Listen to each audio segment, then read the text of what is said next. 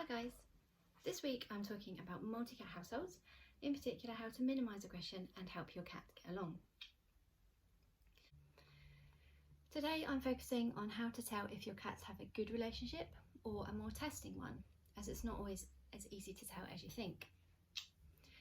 It's easy to tell when cats have a really good relationship and have a genuine social bond, as you'll see lots of positive body language and behaviours.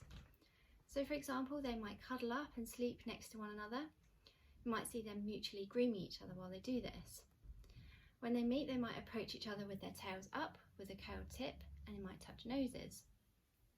Their tails may wrap together as they body rub against each other. So these are all those lovely behaviours that you want to see in an ideal world. But actually, in reality, it's relatively rare to see these behaviours in pet cats. It can be more tricky to identify when they have a more negative relationship. And of course there are those very overt behaviours such as chasing and pouncing, swiping and biting, as well as very obvious vocalisations like hissing and growling, and that really loud caterwauling that we all know. But it does become more difficult to understand a relationship when the cats don't show such overt behaviours. And because cats are descended from a solitary species, they haven't developed a large repertoire of communicative behaviours, and so a lot of their social behaviour is very subtle, and this makes them experts in passive aggression.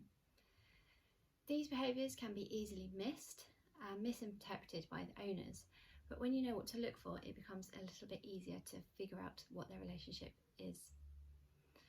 Of course, there's looking at their subtle body language when they're together. For example, their ears might go back, or they might have a swishing tail when they're next to each other. But a big sign of tension is blocking, which is where one cat will physically block the other's access to a particular resource. And to us, this may look relatively unassuming.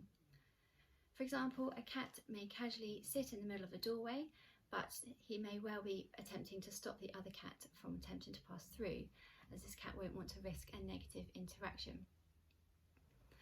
Another big sign is staring, and this is hugely intimidating for cats. This is why they seem to respond well to us giving them a slow blink. Staring is performed in a similar way to blocking. A cat may sit on the arm of the sofa and stare at the other cat, watching its every move.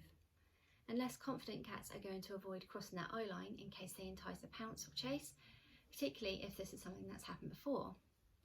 So they might become more withdrawn and find their movements are dictated by the behaviour of the other, and that's going to be really stressful for them.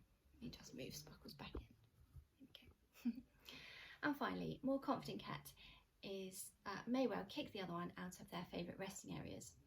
So it's not uncommon to have your cat peacefully asleep on your lap, just to find it jump and run away when the other one approaches, and this may well have been their intention all along.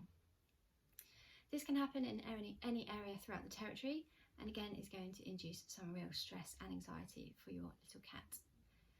So each of these behaviours can quickly give the more confident cat the monopoly on all of the resources in the territory and create huge tension between the cats, and their relationship's going to deteriorate because of this. So spend some time watching your cats and have a look at what sort of interactions they're having. Can you identify any of those positive body language and behaviours, or any of the more negative interactions that we've spoken about, especially the more subtle behaviours?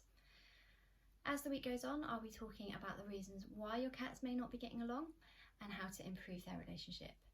Thanks for watching for now, and I'll see you next time. Bye.